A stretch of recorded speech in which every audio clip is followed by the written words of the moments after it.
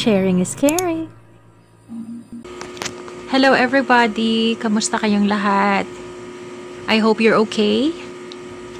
Ang tagal na rin mula nung last video ko. Ang dami kasing nangyari sa amin. Ikukwento ko sa inyo, don't worry. Alam nyo ba, goal ko talaga natutukan tong channel na to. Kasi nag-enjoy ako mag-vlog. And at the same time, this is for a good cause. Yun nga lang I am working at the same time. So, pag wala ako sa trabaho ko, pinapahinga ko yung mata ko. Hindi kasi pwede na maglalagari. Yung tipong katulad noon na walang pahinga. Kahit halos isang buong araw, hindi natutulog. Kung dati pwede yun, ngayon kasi hindi na siya pwede sa akin. Well, pwede naman siguro kung gugustuhin ko, pero yun na nga, kailangan kong alagaan yung mata ko, yung natitira kong mata, this one. Dahil pag ito, bumigay na rin, wala na. Hi, buhay.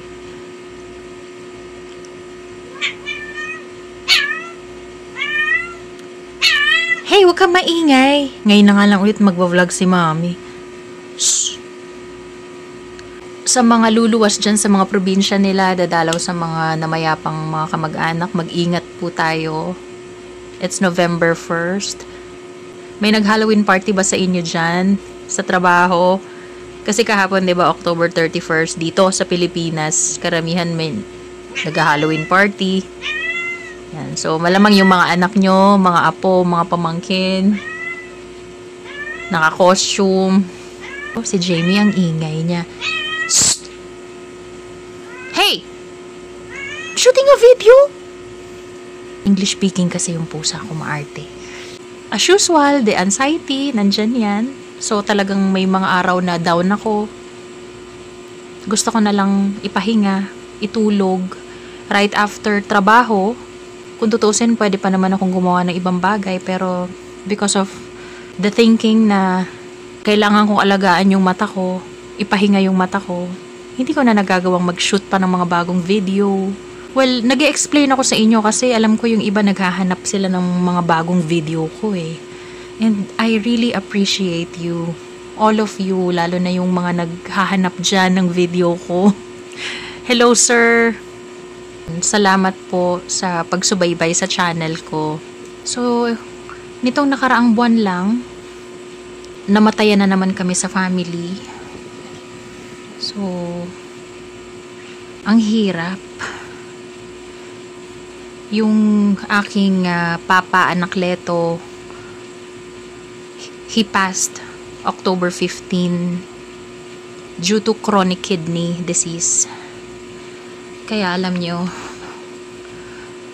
mga minamahal kong kapatid,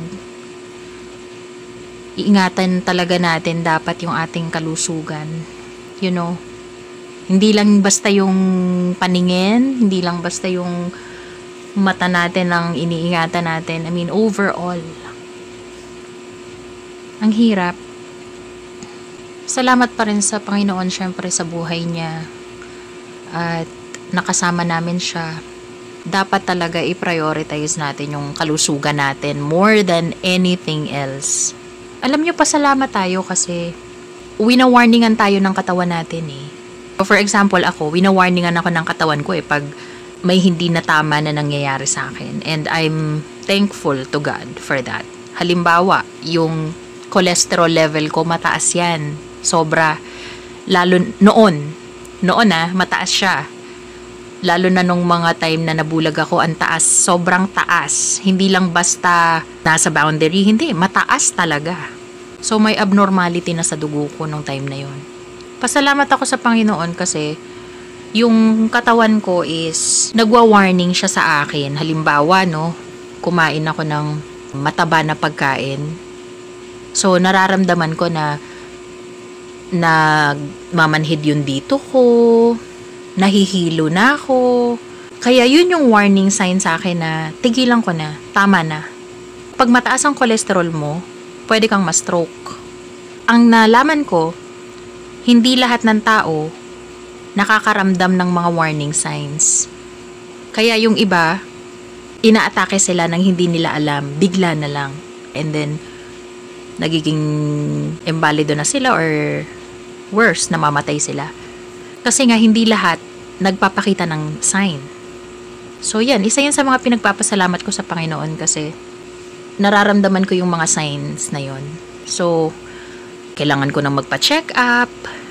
I-share ko pala sa inyo. I'm so happy kasi yan, isa rin yan sa mga pinagtuunan ko ng pansin nitong mga nakaraang linggo and buwan. Nagpa-check up talaga ako. Inayos ko, siniguro ko na makapagpa 2D echo ako. 2D echo yung sa ultrasound sa heart. And makumpleto ko yung lipid profile ko ulit. I'm so thankful to the Lord kasi lahat ng items doon sa lipid profile blood result, normal. So yung creatinine ko, normal.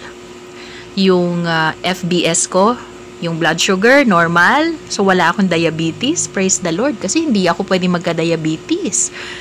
Dahil pwedeng masira din yung retina ng mata because of diabetes. Pasalamat din ako sa Lord kasi normal din yung cholesterol ko. Yun yung pinaka-worry ko na baka yung cholesterol ko sobrang taas at kailangan ko ng mag-maintenance. Mahirap. Normal din yung HbAc1 ba yun? Nagpa-urinalysis din ako. Tinignan kung may abnormality sa urine ko. Praise the Lord, wala din. Kumbaga, the entire laboratory tests, normal. Kaya sabi ko, ay Lord, thank you so much. It's a reminder to all of you na it's okay naman to pause. It's okay to pause whatever you're doing. Okay lang na huminto sa kung ano man yung pinagkakaabalahan nyo. Lalo na kung ipaprioritize nyo yung kalusugan, especially our eyes, pa-check up kayo. Lalo na kung palagi kayong babad sa mga cellphones nyo, sa computers. Lagi ko yung pinapaalala dito, di ba? Kasi ang retinal detachment din, pwedeng asymptomatic yan. Magpakita man yan ng sintomas, maaaring huli na. Katulad nung nangyari sa akin, di ba? Nagpakita siya ng sintomas sa akin, huli na Maraming floaters na. Hindi na kinaya ng laser treatment. Vinitrectomy pa 2 beses, wala rin naman. And I don't want that to happen sa inyo. You know, it's a reminder to all of us na gaano man ka fast-paced yung mundo, 'di ba? Parang halos lahat naghahabol. Naghahabol lahat halos ngayon yung parang busy, 'di ba? Yung iba nga wala nang time sa Panginoon, wala na ring time sa pamilya. Kailangan na lang magtrabaho, kumita dito, magnegosyo doon, dito. Alam nyo, it's a reminder from the Lord na take time to rest, keep away from your business. Tsaka importante sa lahat, you make time for your Creator. 'Di ba? In the first place, yung hininga natin, yung buhay natin, galing sa Kanya. Siyang gumigising sa atin sa araw-araw What if hindi na tayo gisingin ni Lord? One day. Di wala rin. Para saan pa lahat ng pinagkakabisihan mo dito sa mundo kung your time is up? Tapusin na ni Lord yung time mo. So, ayun yung update sa akin. Ngayon, Friday, sad to say, dahil nga ang employer ko is United States of America, so wala akong holiday.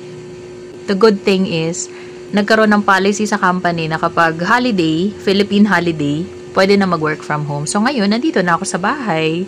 Kasama ko na si Jamie, kahit maingay. Dito ako mag-work mamayang gabi. Kasi nga, Eastern time ako. So, alas 8 ng gabi hanggang alas 5 ng madaling araw bukas, Sabado. Yan ang aking trabaho. So, sa mga normal na Pilipino na naka-holiday ngayon, sana all. Enjoy kayo. Well, okay na rin. Double pay rin naman. Tsaka wala rin naman choice. Okay na rin. 'Di ba? Blessing pa rin ni Lord. So, ayun. So, every one of you, thank you all for your support. And, huwag tayong magsawang manalangin sa Panginoon. And remember, i-prioritize natin yung mga kalusugan natin, lalo na yung mata natin. There are things na hindi talaga natin makokontrol, like death in the family. Focus on the things that you can control, like taking care of yourself, yung kalusugan natin.